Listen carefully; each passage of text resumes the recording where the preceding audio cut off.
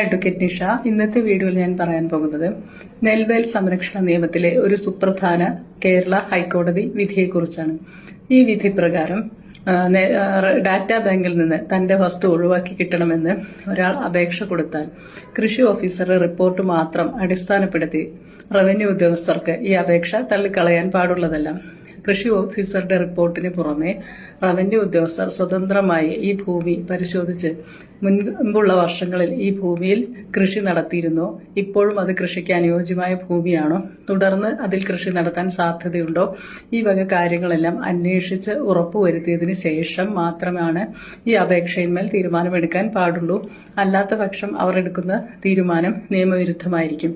ആയതിനാൽ കൃഷി ഓഫീസർ റിപ്പോർട്ടിനെ മാത്രം അടിസ്ഥാനപ്പെടുത്തി നിങ്ങളുടെ ഏതെങ്കിലും അപേക്ഷ, നിങ്ങളുടെ വസ്തു ഡാറ്റാ ബാങ്കിൽ നിന്ന് മാറ്റിക്കിട്ടാനുള്ള അപേക്ഷ റവന്യൂ ഉദ്യോഗസ്ഥർ തള്ളിയിട്ടുണ്ടെങ്കിൽ തീർച്ചയായും നിങ്ങൾക്ക് ബഹുമാനപ്പെട്ട ഹൈക്കോടതിയെ സമീപിച്ച് ഈ ഗ്രീവൻസിന് നടപടി സ്വീകരിക്കാൻ ആവശ്യപ്പെടാവുന്നതാണ്. താങ്ക്